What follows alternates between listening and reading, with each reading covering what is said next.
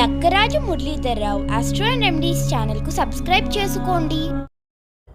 ఓం శ్రీ గురుభ్యో నమః. ఓం శ్రీ మహాగణాధిపతి నమః. అందరికీ నమస్కారం. ఈ వీడియోలో హస్తానక్షత్రం యొక్క సంపూర్ణ విశ్లేషణ, హస్తానక్షత్రంలో పుట్టిన వారి యొక్క లక్షణాలు, కారకత్వాలు ఏంటివి, అలాగే వీరి యొక్క చేసుకోవాల్సిన శాంతులు ఏమిటి పుట్టినప్పుడు, అలాగే ఈ నక్షత్రం వారు చేసుకోవాల్సిన జపాలు ఏంటి, ఏ సూత్రాలు ఆరాధించాలి, ఎలాంటి రెమెడీలు చేసుకోవాలి, అవసరం ఈ దశ నడిచేటప్పుడు కానీ, ఏమైనా ఇబ్బందులు ఉన్నప్పుడు కానీ, హస్త నక్షత్రంలో చంద్రుడు జాతకంలో బాగాలేనప్పుడు ఈ విషయాలన్నీ కూడా ఈ వీడియోలో వివరిస్తున్నాను.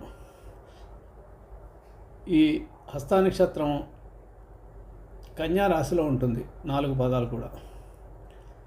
ఈ నక్షత్రానికి అధిపతి చంద్రుడు.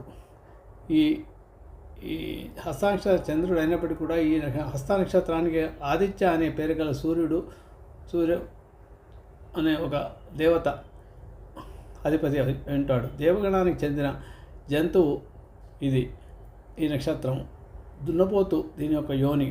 ఈ నక్షత్రాన్ని ఆశ్రయించి ఆరాధన జరిపేవారికి ఛాయలతో సూర్యుడు సర్వారిష్టాలు తొలగిస్తాడు. అత్యంత రమణీయమైన కళ్ళతో ఈ నక్షత్రంలో పుట్టిన వారు ఉంటారు. అంటే వీళ్ళు కళ్ళు చాలా అందంగా ఉంటాయన్నమాట. సిగ్గే వీరికి సింగారం. ఆడపిల్లలు అయితే ఇంకా చాలా అందంగా ఉంటారు. ఆడవారికి ఉండవలసిన అనుకూలన్నీ కూడా ఈ నక్షత్రంలో పుట్టిన ఆడపిల్లలకు ఉంటాయి. స్త్రీలకు బానిసగా బతకడానికి ఇష్టపడరు. అంటే వీరు ఎవరి చేతి కింద కూడా అణిగిమణిగి ఉండాలని అనుకోరు. స్వతంత్రంగా జీవించాలనే ఆలోచనతోనే ఉంటారు వీరు ఎక్కువగా. మనసులోని మాట అంత త్వరగా బయట పెట్టరు. దీనివల్ల ఇతరులను వీటిని తప్పుగా అర్థం చేసుకుంటుంటారు. సర్వసాధారణంగా తల్లిదండ్రులు మంచి ఆస్తిపరులై ఉంటారు వీరికి పుట్టినవాడు. మూలా నక్షత్రంలో పుట్టినవాడితో వివాహం చేసుకోవడం వల్ల కొన్ని ఇబ్బందులు వస్తాయి కాబట్టి చేసుకోకపోవడమే మంచిది. వీరు సర్వసాధారణంగా మొదటి సంతానం మగ సంతానమై ఉంటుంది. వీరికి సంతానం వలన సుఖశాంతులు కూడా లభిస్తాయి. వృద్ధాప్యంలో నరాలకు సంబంధించిన వ్యాధులు, రక్తపోటు వచ్చే అవకాశం ఉంటుంది. ఎందుకనగా న్యాచురల్ జొడైక్ లోపల కన్యా రాశి రోగస్థానం. బుధుడు నరాలకు సంబంధించిన గ్రహము కాబట్టి ఈ హస్తానక్షత్రంలో పుట్టిన వారికి నర్వస్ సంబంధించిన వ్యాధులు వచ్చే అవకాశం కానీ, రక్తపోటుకు సంబంధించిన అవకాశాలు కానీ వచ్చే అవకాశం. ఇది భూతత్వ రాశి కూడా వచ్చే అవకాశం ఎక్కువగా ఉంటుంది. భుజాల కింద ఒక పుట్టుమచ్చ ఉండే అవకాశం కూడా ఉంటుంది వీరికి. నవ్వుతో పువ్వులను సాగచక్యం ఉంటుంది. వీరితో స్నేహం చేస్తే వాళ్ళ నవ్వులతోనే మన యొక్క మనసును ఆనందపరుస్తారు. ఎంత డిప్రెషన్లో ఉన్న మనుషులైనా కూడా ఈ హస్తానక్షత్రం వారితో కొంతసేపు ముచ్చటిస్తే మన మనసులోని బాధలన్నీ కూడా తొలగిపోతాయి. అదృష్టం కానీ దురదృష్టం కానీ చెప్పకుండా వస్తుంది వీరికి. అంటే జీవితంలో అన్నీ ఒక సాధారణ పద్ధతిలో కాకుండా తుఫాన్లలాగా ఒకసారి విపరీతమైన అదృష్టము, ఒకసారి విపరీతమైన కష్టాలు వచ్చే అవకాశాలు ఎక్కువగా ఉంటాయి. ఇది చంద్రుడు ఎట్లయితే పౌర్ణిమకు నిండు చంద్రునిగా, అమావాస్యకు పూర్తిగా కనిపించకుండా క్షీణచంద్రునిగా ఉంటాడో అలాగా చంద్రుని యొక్క ఎత్తుతగ్గులాగానే వీళ్ళ జీవితం కూడా అలాగే ఉంటుంది. దైవానుగ్రహం వలన వీరు పనులు సాధిస్తారు. దైవానుగ్రహం వీరికి చాలా ఎక్కువగా ఉంటుందని చెప్పవచ్చు. ఎందుకంటే హస్తానక్షత్రము లాభాధిపతి నక్షత్రము. ఫుల్ఫిల్మెంట్ ఆఫ్ డిజైర్స్ అంటే కోరికలు తీర్చే రాశి అన్నమాట. కోరికలు తీర్చే రాశికి అధిపతి 11వ స్థానానికి అధిపతి అయిన చంద్రుడు నక్షత్రంలో ఈ హస్త నక్షత్రం ఉంటుంది కాబట్టి. ఇంకోటి ఇది 6వ స్థానం అంటే రోగస్థానమే కాకుండా కూడా సర్వీస్ ఓరియంటెడ్ 6వ స్థానం అంటే సేవా భావం కలిగింది కాబట్టి వీరు ఏం సర్వీస్ చేసినా, ఏ ఉద్యోగం చేసినా అందులో మంచి లాభాలు ఉంటాయి. అన్ని రకాలుగా వీరికి కాళ్ళ దగ్గరికి అన్ని రకాల అదృష్టాలు కలిసి వస్తాయి. వీళ్ళకి కావాల్సిన అన్ని కూడా వీళ్ళు కష్టపడకుండానే వీళ్ళ జీవితంలో లభిస్తాయి. ఇక వృత్తి వ్యాపారాల్లో మంచి ఉన్నత స్థాయిలో ఉంటారు. మంచి బాస్గానే ఉండగలుగుతారు వీళ్ళు. ఏదో చిన్న మోచేతి కింద పనిచేసే వాళ్ళలాగా ఉండరు. ఉన్నత విద్య ఉన్నా లేకపోయినా కూడా మంచి ఆర్గనైజింగ్ కెపాసిటీ వీళ్ళకు ఉంటుంది. ఏ పని చేసినా కూడా మంచి సిస్టమేటిక్గా ఆర్గనైజ్ చేసే వీళ్ళ హ్యాండ్ రైటింగ్ కూడా చాలా బాగా ఉంటుంది. 30 సంవత్సరాల వయసు వరకు జీవితం కొంత ఒడిదుడుకులుగా మామూలుగా గడిచిపోతుంటుంది. ఆ తర్వాత నుండి మంచి ఉన్నత స్థాయికి ఎదుగుతారు జీవితంలో. ఈ నక్షత్రంలో పుట్టిన వారి భర్త లేదా భార్యకు నడి వయస్సులో కొన్ని సెక్స్ సంబంధ విపరీత భావాలు కలిగే అవకాశాలు ఎక్కువగా ఉంటాయి. దగ్గు, జలుబు సంబంధ వ్యాధులు తరచుగా చికాకు కలిగించే అవకాశం ఉంది. ముఖ్యంగా ఈ దగ్గు, జలుబు సంబంధ వ్యాధులు ఈ భూతత్వ రాశులు ఎవరికైనా సరే వృషభమైన, కన్యా అయినా మకరమైన రాశుల వారికి తప్పకుండా ఉంటుంది. ఈ హస్త నక్షత్రం భూతత్వ రాశిలో ఉంది కాబట్టి వీరికి ఈ అనారోగ్య సమస్యలు ఫ్రీక్వెంట్గా సీజనల్గా వచ్చే అవకాశాలు ఎక్కువగా ఉంటాయి. ఈ నక్షత్రంలో పుట్టిన వారికి శాంతులు ఏమంటే, ఇప్పుడు ఇది దేవగణ నక్షత్రం, యోని దున్న. ఈ నక్షత్రమునకు దోషం లేదని, ఏ నక్షత్రంలో పుట్టినా దోషం లేదని చెప్తారు, కానీ 1, 2, 4 పాదంలో దోషం లేదు. 3వ పాదంలో పుత్రుడు జన్మించిన తండ్రికిని, పుత్రిక జన్మించిన తల్లికిని దోషం ఉందని కొందరి మతం. ఇక శాంతులు ఏంటంటే, ఈ 3వ నక్షత్రానికి ఆద్య వీక్షణ చేయాల్సి ఉంటుంది. ఆద్య వీక్షణ అంటే శిశువు పుట్టిన వెంటనే తండ్రి డైరెక్ట్గా శిశువు యొక్క ముఖం చూడకుండా ఆ నూనెలో ముఖం చూసిన తర్వాతనే ఆ శిశువు యొక్క ముఖాన్ని తండ్రి చూడాల్సి ఉంటుంది. అంతవరకు చూడకుండా ఉండడమే మంచిది. దానివల్ల దోషాలు ఏమైనా ఉంటే తొలగిపోతాయి. హస్తానక్షత్రంలో జన్మించిన వారికి బుధ దశ మార్గదశగా ఉండే అవకాశాలు ఉంటాయి. కాబట్టి బుధ దశ నడుస్తున్న సమయంలో కొంత వీరు జాగ్రత్తగా ఉండడం మంచిది. ప్రయాణాల్లో కానీ, ఏమైనా అవసరమైన సర్జరీ జరగాల్సిన ఆపరేషన్ చేసేటప్పుడు కానీ, చేయాల్సినప్పుడు కానీ కొంత చూసుకొని జాగ్రత్త పడాల్సిన అవసరం ఉంటుంది. స్త్రీ అయితే గౌరవవంతురాలు, ఐశ్వర్యవంతురాలు, దేవతా భక్తి, గురుభక్తి కలిగినదై ఉంటుంది. శాస్త్రంలో గురుముఖంగా చదివిన అమ్మాయి అయి ఉంటుంది. అన్ని రకాల మర్మాలు తెలిసి ఉంటుంది అమ్మాయికి. సశీలవంతురాలు, సౌందర్యవంతురాలు కూడా అవుతుంది. ఈమెను చేసుకున్నవాడు ఒక మంచి అదృష్టవంతుడైన భర్త అయి ఉంటాడు.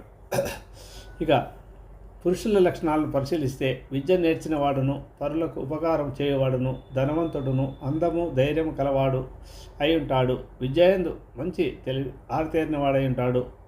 రకరకాల సబ్జెక్ట్స్లలో డిగ్రీలు సంపాదించుకున్నవాడు ఉంటాడు. భోగభాగ్యాలు అనుభవించేవాడై ఉంటాడు. సమస్త విషయంలో తెలిసిన వాడై ఉంటాడు. మంచి ధారణా శక్తి ఉంటుంది. విశ్వాసము కలవాడను అయి ఉంటారు. జ్యోతిష్యంలో కూడా ప్రావీణ్యత ఉంటుంది వీరికి కొందరికి. ప్రతి పని అందును నేర్పు కలిగి ఉంటారు.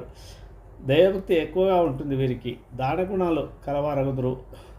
ఒకప్పుడు డబ్బు చంద్రుడిలాగానే, క్షీణచంద్రుడు పూర్ణచంద్రుడిలాగానే డబ్బు విషయంలో కూడా వీరికి ఒకసారి ఉంటుంది, ఒకసారి ఇబ్బంది కలుగుతుంటుంది. ఇలాగా కొంత ఇబ్బందులు ఒడిదుడుకులతోనే జీవితం గడిచిపోతూ ఉంటుంది. కొద్దిగా 25 సంవత్సరాలకు యోగ దశ ప్రారంభమవుతుంది. 40 సంవత్సరాలకు మంచి అధికార ప్రాప్తి, ఉద్యోగం చేస్తే వ్యాపారం చేసిన మంచి అధికార ప్రాప్తి లభిస్తుంది. మంచి పదవులు చేపడతారు జీవితంలో. 40 నుంచి 72 లేదా 80 సంవత్సరాల వరకు మహాయోగాన్ని అనుభవిస్తారు వీళ్ళు. మంచి యోగ జీవితం ఉంటుంది వీరికి. 1వ పాదం వారు ఆచారవంతుడు, అసహనుడు, కొద్దిగా పేషెన్స్ తక్కువగా ఉంటుందన్నమాట. ఇతరుల హృదయాన్ని బాగా తెలిసినవాడు. ప్రయత్నించిన ప్రతి పనిని సులువుగా నెరవేర్చేవాడవుతుంది. 20 సంవత్సరాల నుండి అధికార ప్రాప్తి, 30 సంవత్సరాల్లో పుత్ర సంతానం కలుగుతుంది. సుఖశాంతులు కలుగుతాయి. ప్రయాణంలందు ఎక్కువ ప్రీతి, ఇష్టం. ప్రయాణాలు చేయాలంటే మహా ఇష్టం అన్నవాడు. సోదరులందు అంత పెద్దగా ఇష్టత ఉండదు, కానీ సోదరులతో ద్వేషం అంటూ ఉండదు. వాళ్ళతో మామూలుగా ఉంటారు. కుటుంబంలో ఖర్చులు అధికంగానే ఉంటాయి వీరికి. 2వ పాదం మంచి వారితో స్నేహం చేస్తారు. ధనం నిల్వ చేస్తారు. పారమార్థిక చింతన కలిగి ఉంటారు. మిత భాషలు, సత్యవాది, శత్రువులు లేనివారు, కాస్త పొట్టిగా వారు కూడా ఉంటారు. రాహు దశలో వివాహం అవుతుంది. విద్య సామాన్యం. తల్లిదండ్రుల యందు ప్రేమ కలిగి ఉంటారు. వీళ్ళు చేయాల్సిన ఆరాధనలను పరిశీలిస్తే చంద్రుడు ఈ నక్షత్రానికి అధిపతి. అన్ని రకాల మానసిక సమస్యలకు చంద్రుడే కారణం. కాబట్టి వీరికి ఎల్లప్పుడూ చంద్రగ్రహ స్తోత్రాలు, పార్వతీదేవి ఆరాధించడం చేయాల్సి ఉంటుంది. ఈ చంద్రుడు కనుక కేతువుతో సంబంధం కలిగి ఉంటే డిప్రెషన్ కానీ, స్కిజోఫ్రెనియా లాంటి వాటి లోటు కావడం కానీ, అమావాస్య పుణ్యమాలకు కొద్దిగా వీరికి మానసిక ఆందోళన ఏర్పడడం కానీ ఉంటుంది అలాగా. కాబట్టి వీరు చంద్రగ్రహ స్తోత్రాలను జపం చేసుకోవడం వల్ల కొంత ఇబ్బందులు తగ్గుతాయి. గణపతిని కూడా ఆరాధించడం చాలా మంచిది చంద్రకేతులో కలిసి ఉంటే. స్త్రీల ఋతు సంబంధ దోషాలు చంద్రుని వల్లనే జరుగుతాయి. కాబట్టి మంత్లీ మెన్స్ట్రుయేషన్ ప్రాబ్లమ్స్, నిద్రలో కలలు, మైమరుపు, అతిగా నమ్మడం మాదిరి ఇతరులను మోసపోవడం వీరి యొక్క జీవితంలో జరుగుతుంటుంది. తల్లి చెల్లి సంబంధాలు, ద్రవ పదార్థ సంబంధ సర్వ వ్యాపారాలు చంద్రుని మూలంగానే జరుగుతాయి. రాతి వంటి నాతిని మనసునైనా కోతి వల్ల ఎంతులు వేయించే తత్వం చంద్రునిది కాబట్టి, అంటే ఇంతకు చెప్పినట్టుగా నవ్వులతోనే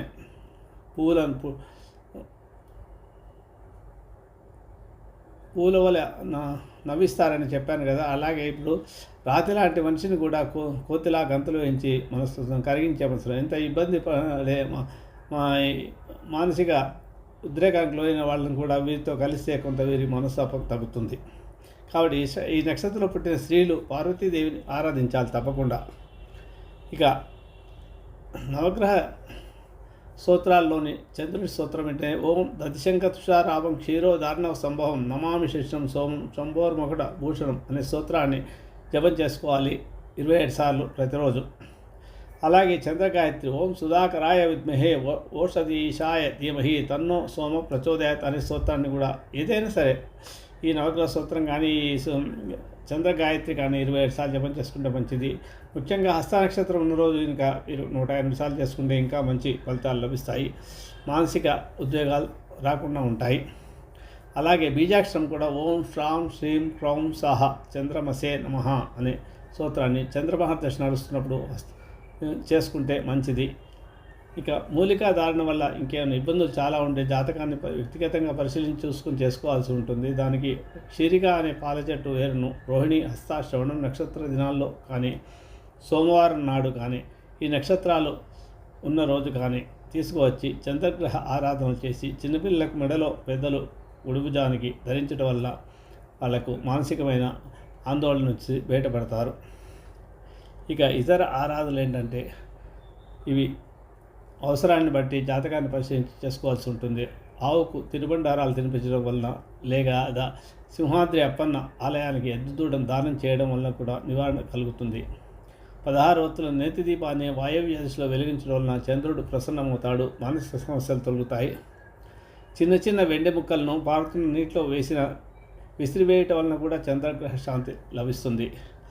పౌర్ణమి రోజున మూన్ స్టోన్ చంద్రశిల నాలుక క్రింద పెట్టుకొని ధ్యానం చేయటం వలన అధిక మానసిక శక్తి బలపడుతుంది. ఎవరికైతే డిప్రెషన్కి పెడతారో అలాంటి వారు ప్రతి పౌర్ణమి రోజున ఈ చంద్రశిలను నాలుక క్రింద పెట్టుకొని ధ్యానం చేస్తే వారి యొక్క డిప్రెషన్కు లోన్ కాకుండా స్కిజోఫ్రెనియాకు లోన్ కాకుండా మానసిక ఆందోళన తగ్గుతాయి.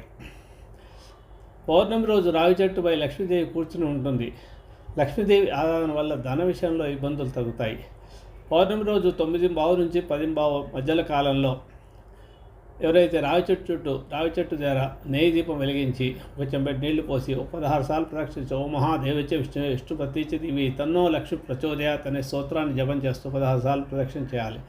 అలాగే శివాలయంలో వెళ్ళి కూర్చొని దక్షిణామూర్తి స్తోత్ర పారాయణ చేసుకుని మృత్యుంజయ మహామంత్రాన్ని కూడా 27 సార్లు జపం చేసుకుంటే వీళ్ళకి లిక్విడ్ క్యాష్ విషయంలో ఇబ్బందులు ఎప్పుడైనా ఏర్పడినప్పుడు ఆ లిక్విడ్ క్యాష్ ఇబ్బందుల నుంచి బయటపడతారు. ఎన్ని ఆస్తులున్నా కూడా సమయానికి డబ్బు చేతికి అందదు. అలా సమయానికి డబ్బు అందని సమయంలో ఈ ప్రక్రియ చేశారనుకోండి, పౌర్ణమి రోజు రావి చెట్టు ప్రదక్షిణము చేస్తూ ఈ ఓం మహాదేవచ విష్ణుపతి తన్నో లక్ష్మి ప్రచోదయాత్ అనే స్తోత్రాన్ని జపం చేయడము, అలాగే శివాలయంలో కూర్చొని మృత్యుంజయ మహామంత్రాన్ని జపం చేసుకుంటే మీకు ధన విషయంలో ఇబ్బందులు తొలుగుతాయి. వెండి ఏనుగు లేదా గణపతి ప్రతిమను వేద పండితులకు దానం చేయడం వల్ల కూడా మీకు చంద్రగ్రహ దోషాలు తొలుగుతాయి. ఇలా రకరకాలుగా చేసుకోవచ్చు. ఏ రకంగా ముఖ్యంగా మృత్యుంజయ మంత్రం చేయడం లిక్విడ్ క్యాష్కి ఎందుకంటే చెప్పాలంటే మృత్యుంజయ మంత్రం అనేది శుక్రగ్రహానికి శుక్రాచార్యుని యొక్క ఉన్న మృత సంజీవిని విద్య. మృత సంజీవిని అంటే చనిపోయిన వాళ్ళని బ్రతికించారు. అంటే మనం ఎలాంటి పరిస్థితుల్లో చాలా ఇబ్బందులు పడుతూ ఇంకా మన జీవితంలో ఏం సాధించలేము అనే పరిస్థితి ఉన్నప్పుడు ఈ మృత్యుంజయ మంత్రాన్ని జపం చేసుకుంటే తప్పకుండా ప్రతి మనిషి కూడా నదిలో కొట్టుకుపోతున్న వాడు కూడా చేతికి ఒక కర్ర దొరికి బయటపడ్డట్టుగా జీవితంలో ఎంత అట్టడుగుకు వెళ్ళినా కూడా ఎన్ని ఇబ్బందులు పాలైన ఇబ్బందుల నుంచి మనం బయటపడతాం. కాబట్టి ఈ రకంగా అవసరాన్ని బట్టి ఈ స్తోత్రాల్లో ఈ ఆరాధనలో ఎవరికి ఏది అవసరం ఉంది, ఏ సమయానికి ఏది అవసరం ఉంటే అది చేసుకోవాలి. అన్నీ ఒకటేసారి చేయాలని లేదు. కానీ నవగ్రహ స్తోత్రాలను మాత్రం ప్రతిరోజు జపం చేసుకోవడం వల్ల మీకు మానసిక ఆందోళన తగ్గడం ఉంటుంది. అలాగే విష్ణు సహస్రనామంలో మీ హస్త నక్షత్రానికి సంబంధించిన శ్లోకాన్ని ఏ పాదం ఉంటే ఆ పాదానికి సంబంధించిన శ్లోకాన్ని జపం చేసుకోవడంలో కూడా మీకు అన్ని రకాల జీవితంలో ఇబ్బందులు రాకుండా ఉంటాయి. ఈ వీడియో కనుక మీకు నచ్చింది అనుకుంటున్నాను. ఇంతవరకు నేను ఈ హస్త నక్షత్రం గురించి చెప్పిన విషయాల్లో చాలా వరకు మీకు అనుభవంలోకి వచ్చి ఉన్న వాళ్ళకు తెలుస్తుంది. ఈ వీడియో కనుక నచ్చితే మీరు లైక్ చేయండి, షేర్ చేయండి మిత్రులతో, మరియు సబ్స్క్రైబ్ చేయండి నా ఛానల్ని. అందరికీ దసరా శుభాకాంక్షలతో ముగిస్తున్నాను. శుభమస్తు. మీకు నా వీడియో కనుక నచ్చితే లైక్ చేయండి, షేర్ చేయండి. ఈ వీడియో కింద ఉన్న బెల్ ఐకాన్ను క్లిక్ చేయడం ద్వారా నా ఛానల్ను సబ్స్క్రైబ్ చేసుకోండి. దీనివల్ల మీకు నా వీడియోలు అందుబాటులో ఉంటాయి. Thank you.